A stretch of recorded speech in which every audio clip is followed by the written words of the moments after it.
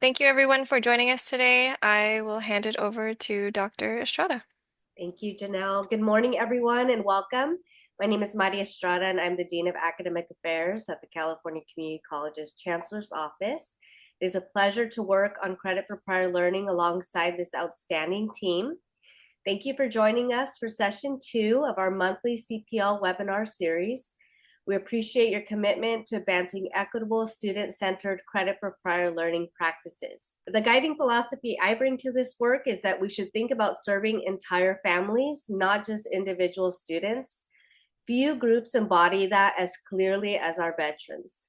Many of our military-connected students are balancing their education with responsibilities to spouses, children, and families who are counting on them. Credit for prior learning gives us an opportunity to honor the training and experience they have already earned through their service and to help them move more efficiently through a credential that benefits not just them, but everyone in the family. This is so important to consider. Family members also have potential experience of their own that can count toward college credit, and we can support them as well, with the veteran serving as that key connector. Today's session, Translating Military Competencies into CPL, takes a close look at how our colleges can support veteran students from the very start. Our presenters will walk through how to identify veteran students early, provide intentional counseling and outreach, and connect military training and experience to meaningful academic and career pathways. We're so excited to use today's session to introduce the new statewide CPL Student Portal, an important step forward in making credit for prior learning more visible and easier for students to navigate. We invite colleges to build the platform into outreach, onboarding, counseling, and local CPL processes to create a more consistent experience for students. Thank you again for being here and for your continued partnership in this work. CPL office hours will follow today's session for anyone who would like to ask questions and to connect with the statewide CPL initiative team. With that, I'll turn it back over to that team, and I hope you enjoyed today's session. Thank you, Dr. Estrada, and thank you, Janelle. Good morning, everybody. Thank you all for joining us today for our second iteration of our Technical Assistance for CPL Opportunities, or Taco Tuesday webinar series. And today's focus is on veterans with a presentation on translating military competencies into CPL. My name is Calvin Klein Gloria, and I am serving as the Director of Military CPL Pathways supporting all California community colleges, and I'm joined by two of my esteemed colleagues, Leslie Alarcon and Vivian E. Gloria, who will introduce themselves. Counselors? Good morning, everyone. My name is Leslie Alarcon. I am a U.S. Navy veteran, and I'm also the Veterans Counselor at Moreno Valley College. I'm very happy to be here with you all today.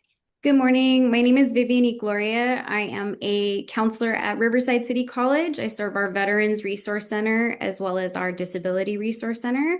I'm very happy to be here as well. Thank you. Today's learning objectives includes 4 items we will be covering today. The first one is recognizing the value of military learning. Second is understanding the veteran sprint goals. Third is identifying key components of a CPL process. And lastly, applying a campus implementation process. So the veteran sprint main objective is to create pathways for 30,000 plus of our enrolled service members to translate their experience and coursework into academic credits. Here are the goals. Goal 1 is to upload all enrolled military student JSTs into the MAP platform, which allows colleges an environmental scan of MOS or rates, or what we call credit recommendations, coming into our colleges to help identify key disciplines and faculty champions. Goal 2 is to award appropriate course credit for basic military service.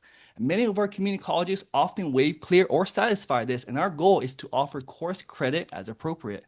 And lastly, goal 3 is to offer additional CPL opportunities through our ACE credit recommendations. And here's a quick recap on the state of military CPL at our California community colleges. Goal 1 has 55 star status colleges, followed by 42 in progress and 19 currently in development. As for Goal 2, we have tracked accordingly in our platform 20 plus colleges now offering course credit and publicly shown on their CPL landing pages, and the others are currently in progress. Lastly is goal number 3, which illustrates 641 unique college courses implemented or offered to our service members, and 1,067 unique ACE CRs implemented overall. So before we pass on to our colleagues, I do want to highlight one item on what the JST is. So here it is. So what is exactly the JST, or Joint Services Transcript? So think of it as an official transcript for service members, time in uniform, whether you're a veteran, active duty, reservist, or National Guard, attending one of our colleges. The Department of War takes everything they've learned from basic military training, or what we know as boot camp, their military occupations such as their MOS or rate, coursework, experiences, the school and certifications they've earned along the way, and even CLEP or DLPT and beyond, and puts it into one document, which is the JST. And here's how powerful part. The American Council on Education and those they invite who are disciplined faculty have already reviewed the training and recommended how many college credit is worth or equivalent to. Again, the JST is the most powerful transcript known to any service member, yet is underutilized due to gaps in certain areas. And today, our counselors will provide a best practices approach on how to utilize a service member's JSTs. So before we get into the framework, we'd like to hear from all of you why you think CPL is important for veterans.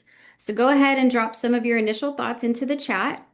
Please don't think of this just as a warm-up question. The reasons you're about to share are truly the why behind everything we'll be covering today. So I'll give you a minute to work on that. I see their experience matters, help achieve degree completion, validates and motivates, all very true. Options, honors their experiences, reintegration, honor their service, empowering, that's awesome. Thank you for these responses. We can see from these answers and from data that's already gathered from the field that CPL matters for a number of reasons, with some of the main ones being expediting time to degree completion, advancing equity goals for our military affiliated students, and honoring the sacrifices that our student veterans made and continue to make as a result of their time in service. So why does this matter beyond just it's the right thing to do? Well, it's also an integral part of state and federal mandates that we all adhere to. So starting at the state level, under the California Code of Regulations, Title V governs credit by examination and prior learning assessment. This is the regulatory foundation that allows us to award CPL. Section 55524 goes a step further by governing the comprehensive student education plan and specifically requires that the plan consider credit for prior learning. At the federal level, the U.S. Department of Veteran Affairs under Title 38 and the School Certifying Handbook specifically address prior credit evaluation for veteran students. This connects directly to the compliance survey that we all regularly participate in within our VRCs. And finally, at the system level, the Chancellor's Office has published Veterans Resource Center minimum standards, which indicates that schools must evaluate prior credit and award as appropriate. So as you can see, this isn't optional and it isn't just good practice, it's also regulatory. State law, federal guidance, and system level standards point in the same direction that our students, veterans, prior learning needs to be evaluated and credited. So let's move into goal 2 of the Veteran Sprint, which is awarding appropriate course credit for basic military service. In working towards meeting this goal, faculty must review military service and approve transcripted course credit that supports degree completion and transfer. A few things to consider as we move into this goal are: military service may align with local courses and degree requirements. It's not just a generic credit for service transcription. Military service may very well map into specific courses you already offer. And since CSU campus accept transcribed CPL on the community college transcript, this credit transfers with the student. Once approved, that credit should be formally transcribed so students can actually maximize its educational value.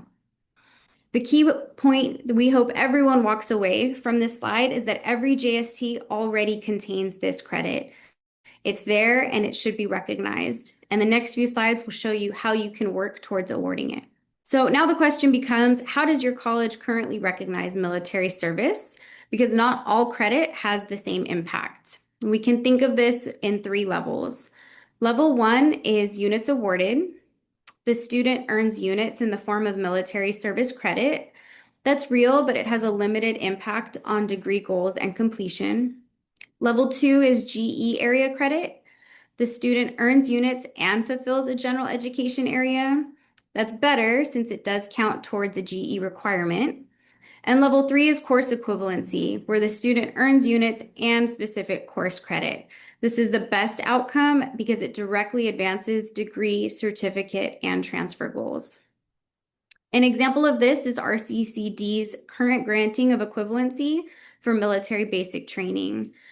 Presently, military service credit maps to our Health Science 1 and Kinesiology A 81A and 81B, Cardio Fitness Beginning and Advanced. This also satisfies Area E, Lifelong Learning, a part of our general education degree pattern. So the question for you to consider, and no need to put this in the chat, just kind of for your own thoughts, is where does your college fall right now? Are you at level 1, 2, or 3? And more importantly, what steps can begin to happen to help move all campuses to level 3? Also, please remember that Goal 2 asks for appropriate course credit. Appropriate means that credit that actually advances the student educational goal, not just awarding credit for credit's sake. How do we actually get started? We'll demonstrate a very simple 6-step approach and walk you through our RCCD example. So step 1 is build your team. Identify your partners, veterans, resource center, counseling, faculty from the relevant discipline. In our example, health and kinesiology, as well as admissions and records. Step 2 is reviewing basic training. Understand and document the learning outcomes covered in military basic training. Step 3, align to course outlines. So you'll want to compare those military learning outcomes with your health and kinesiology courses. There are student learning outcomes to assess that alignment. Step 4, engage with discipline faculty. Share the information you've gathered, bring examples from other colleges, and discuss potential course equivalencies directly with the discipline. Also, make sure to explain the benefits of CPL as a part of this process to increase faculty buy-in. Step 5 is approve and document. Once your faculty has approved these equivalencies, document those decisions through your local process and publish them so they're applied consistently for each student going forward. Step 6 is transcribe and communicate. Make sure the credit is transcribed and train your team on the process, and then inform students as to how this applies and expedites their goals. Awarding these equivalencies gives students credit that applies to major requirements, certificates, and transfer pathways, which constitutes real progress towards their educational objectives. All right, so now we can move on to goal 3. Once your college has established course equivalencies for basic military training, the next step is to expand those opportunities through ACE credit recommendations, faculty reviews. ACE credit recommendations provide faculty with evidence-based guidance to evaluate additional military training and occupational experience that may align with course across multiple disciplines. Before we get started on the CPL process, I wanted us to explore the types of CPLs. Now, there are different CPL opportunities through ACE credit recommendation, and it's important to understand that not all CPL types apply the same way. How credit is used depends on the student's educational goal and transfer goals. As you can see on this table, AP, IB, and credit by examination have the broadest applicability. It may satisfy the All Cal State General Education, the All IGETC, and the new Cal GETC requirements when their required scores or institutional policies are met. Military CPL, industry credentials, and portfolio reviews are different. These forms of CPL may satisfy CSU general education and local degree or major requirements, but they do not satisfy Cal GETC or IGETC. However, when transcribed by the community college, they may still be accepted by CSU campuses towards associate's degree for transfers, depending on the student's major requirements. And this is why counseling is so important. Before students accept awarded credit, they need to understand how it supports their educational and transfer goals, right? So the value of CPL isn't just in earning credit, it's an earning credit that is meaningfully applied towards the student's educational goal. And so this is slightly different from what Vivian went over on how to get started with CPL. This is the CPL process step by step. This slide provides an overview of a typical CPL process from identifying opportunities through transcribing awarded credit. While individual college processes may vary, the course steps are generally the same.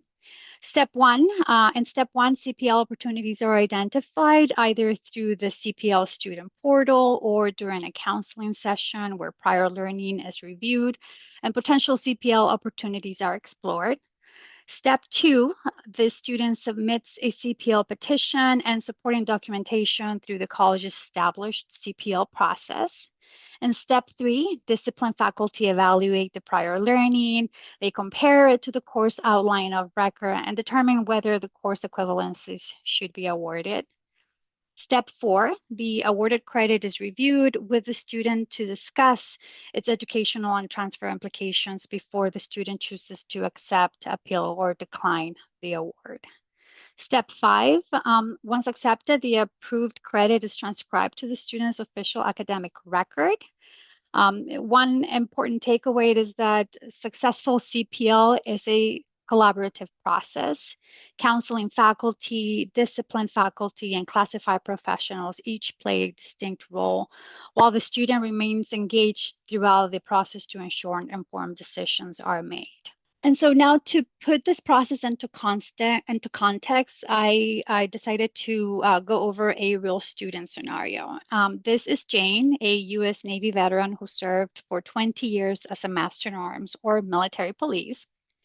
She is pursuing an associate degree for transfer in administration of justice and plans to transfer to Cal State San Bernardino to her bachelor's degree in criminal justice.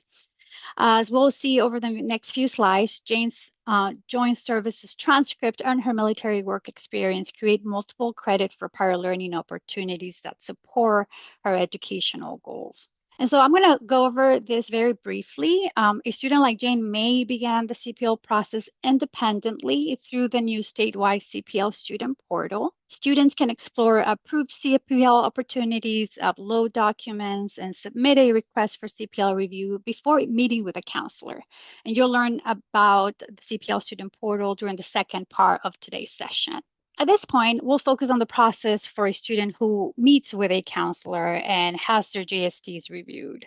While the CPL Student Portal is an excellent entry point, not every student will get to use it. Counselors need to be prepared to identify CPL opportunities during the counseling appointment. During the appointment, the counselor reviews the student's supported documentation, including the JST, industry credentials, portfolios, and any other prior learning the student may have. For Jane, her JST includes several ACE credit recommendations related to her experience as a military police. During the review, the counselor identifies several potential CPL opportunities. In this snapshot, a few of those ACE credit recommendations are highlighted in red and compared with the college's previously approved CPL equivalencies. The counselor then discusses how those opportunities align with Jane's educational and transfer goals and documents the potential CPL opportunities on the student's educational plan before moving on to the petition process. Based on Jane's military training and experience, the counselor identified 3 potential CPL opportunities. The first one, ADJ1, was identified through a portfolio assessment based on Jane's 20 years of experience as a military police. This was not an ACE credit recommendation. The other 2 opportunities, ADJ4 and ADJ13, were identified using the ACE credit recommendations for criminal evidence and procedures and basic criminal investigation found on her JSTs. Together, these represent 9 units that could apply directly toward her administration of justice degree. Now, please know that all 3 courses are designated as letter grade only in the college catalog. Because these course equivalencies had not been previously approved by the college, the next step is to determine the appropriate pathway for Jane to request them. And so in step 2, the first stop is your college's CPL landing page. If an approved equivalency already exists, then the student simply submits the petition. There will not be a faculty review needed. I have included a QR code for you to access your own CPL landing page. Now, if no equivalencies exist, the counselor can use the MAP CPL dashboard quick adopt feature to identify an existing statewide equivalency and route it to the local discipline for faculty review. In Jane's case, ADJ4 and ADJ13 would allow for the quick adopt process. The counselor can review what other California community colleges have already approved these courses using the ACE credit recommendations and forward those articulations to local discipline for consideration. I've also included a QR code that links to a quick adopt tutorial if you'd like to learn more about that process. Now, it's important to remember that submitting a quick adopt request does not approve the course equivalency. You can think of this as initiating the conversation and making your discipline faculty aware of a potential CPL opportunity that has already been reviewed and approved by other California community colleges. Remember, now students are going to start having choices. They're going to have access to the student portals and the student or CPL portal, and they'll be able to see what colleges offer CPL, and they're going to go where their experience is recognized and valued. ADJ1 is different, however. Now, because of Jane's 20 years of professional experience, this was not an ACE credit recommendation. Now, this would be submitted as a portfolio assessment rather than through a quick adopt process. Quick adopt allows colleges to build on work that has already been completed across the California community college system. Instead of starting from scratch, colleges can locate faculty-reviewed articulations that already exist in the MAP platform and use them as a foundation for local review. The receiving college always maintains local control. Discipline faculty determine whether the articulation aligns with their curriculum and decide whether to approve it according to local policies and governing processes. The benefits is that quick adopt reduces duplicated work, it saves faculty time, and it helps expand CPL opportunities more efficiently. Most importantly, every approved articulation becomes a permanent campus resource, making the process faster for the next student. Step 3 is where discipline faculty take the lead. They review the student's prior learning documentation, compare it to the course outline of record, and determine whether the military learning is equivalent to the requested course. If the learning outcomes align, faculty approve the course equivalency and assign a grade based on the college's grading policy while maintaining academic integrity throughout the process. In Jane's case, the discipline faculty approved ADJ4 and ADJ13 and assigned a grade of B for all 3 courses, including the portfolio assessment. Although they determined that the learning outcomes were met, they did not feel they had sufficient evidence to justify awarding an A. And now this illustrates how faculty exercise academic judgment while preserving the integrity of the curriculum. To support this work, every California community college received $50,000 in professional development funding for CPL. These funds can be used to engage discipline faculty. It can help develop new course equivalencies and expand CPL opportunities across campuses. Step 4 is where the student makes an informed decision. Before the credit is transcribed, the counselor reviews how the award impacts the student's educational plan, transfer pathway, financial aid, VA educational benefits, and overall academic record. Remember the CPL types and applicability guide we reviewed early. Not all types of CPL apply the same way, so it's important the students understand how the awarded credit supports their specific educational and transfer goals before accepting the award. This conversation is especially important because once the credit is transcribed, it becomes a part of the student's permanent academic record. In Jane's case, this is particularly important because she is receiving letter grades for her CPL awards. Those grades will be included in her GPA and cannot simply be repeated for a higher grade without following the college's petition or appeal process. After reviewing all of these considerations, the student can make an informed decision to accept, appeal, or decline the CPL award. And now the final step is transcription. Once the student accepts the award, the approved CPL is posted to the academic record using the appropriate CPL notations. In Jane's case, she earned 14 total units through CPL, including 9 letter grade units that apply directly toward her Administration of Justice degree.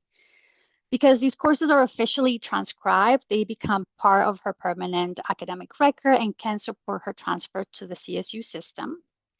This is where the process comes full circle. Jane's military training, experience, and prior learning are formally recognized as college credit and permanently recorded on her transcript. Now, please note that the different CPL notations. PL-MIL identifies credit awarded for military basic training, helping colleges track progress towards the Veteran Sprint Goal 2. JST identifies credit awarded through JSTs, evaluations, and the ACE credit recommendations, allowing campuses to track progress for Goal 3.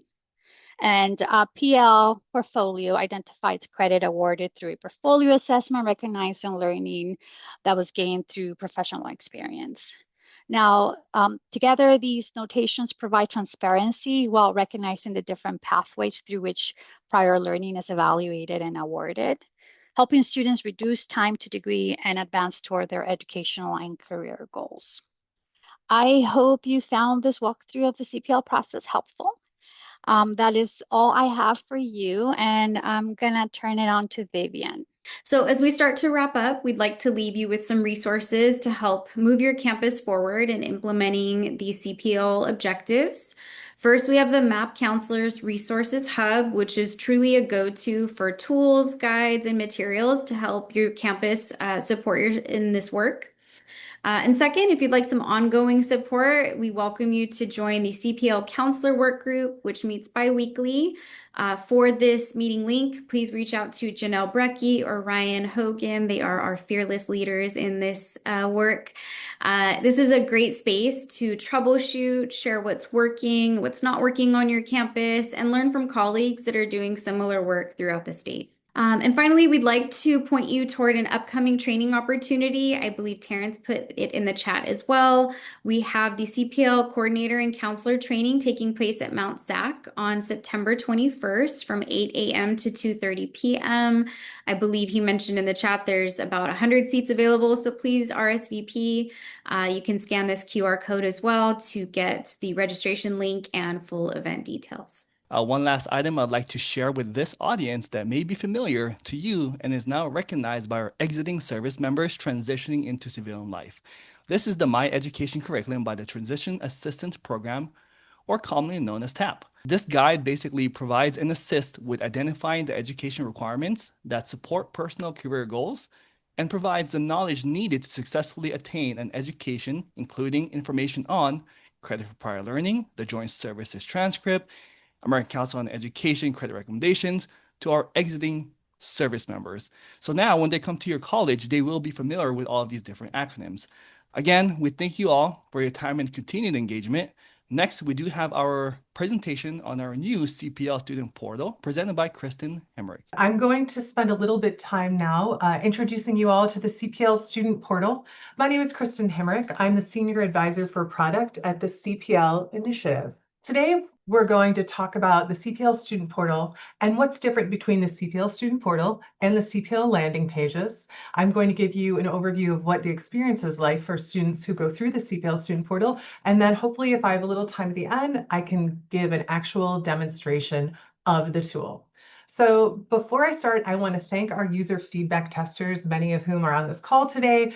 Everything you gave us during your feedback time in May and June was really helpful. It helped us improve the product. So we are eternally grateful for the time that you all took to work on this with us. So when students are looking for information about CPL right now, they may search multiple college websites, multiple CPL landing pages, and upload JSTs and request information from multiple websites. But with the new student portal, students can create a CPL profile where they can upload their joint service transcript, industry certifications, or exam scores in one place.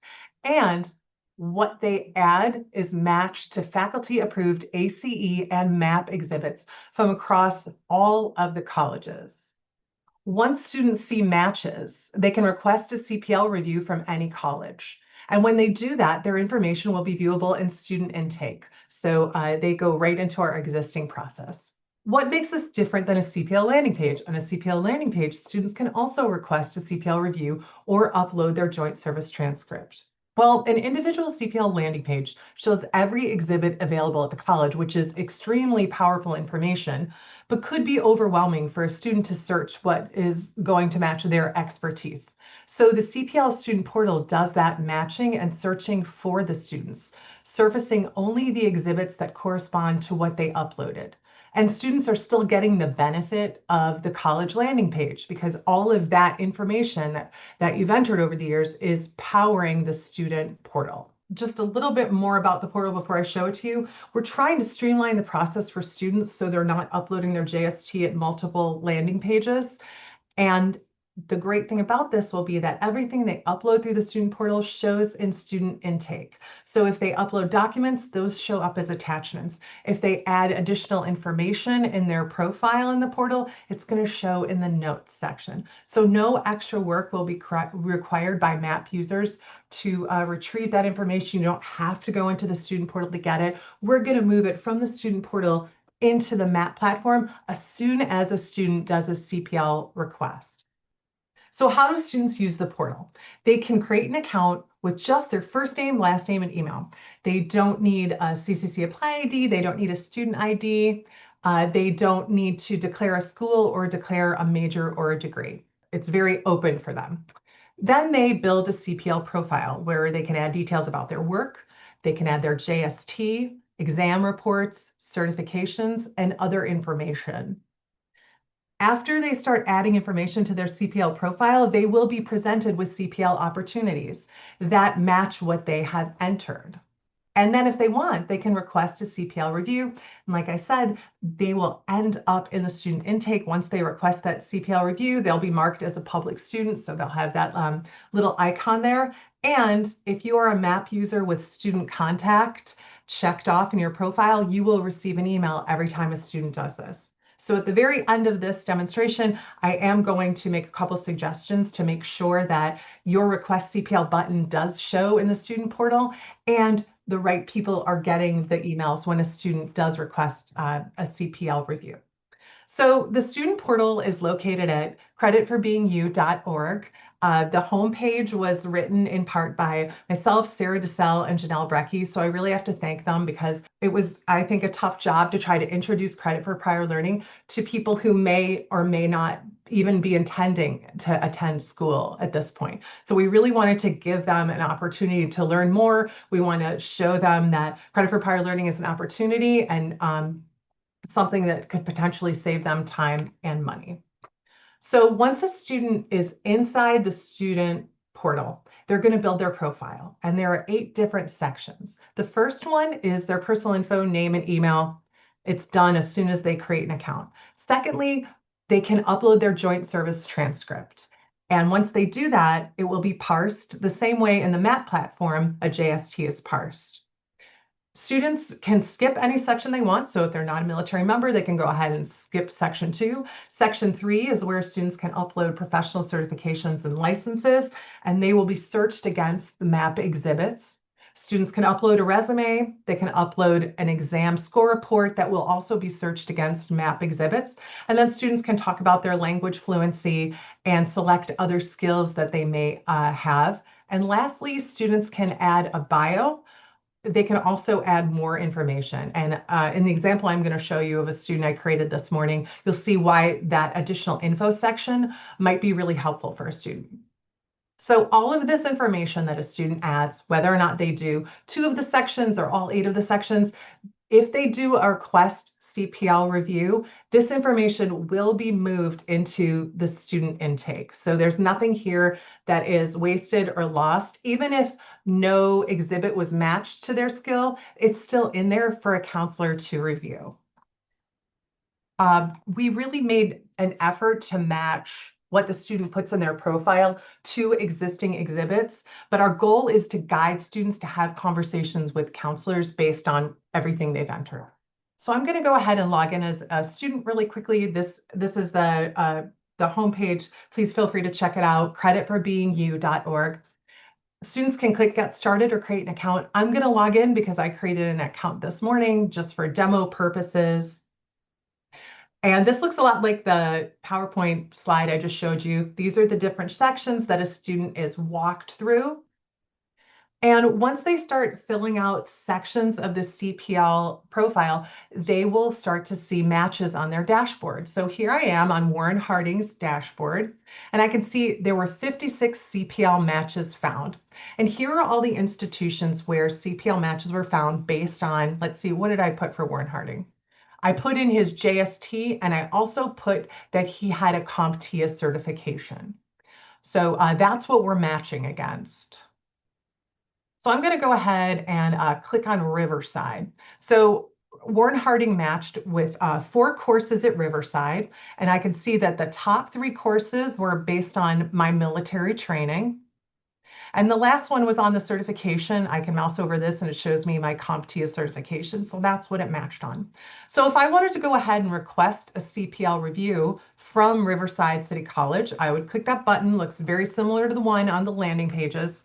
And all of my attachments are here, my CompTIA certification, my JST, and on the right, I had written a little bio talking about how I had been coaching people on writing speeches for the last few years and asking if there was a way that I could get public speaking credit. So I put that in the bio section of the tool, and now once I click Submit Request, that information is all going to be in Riverside's student intake.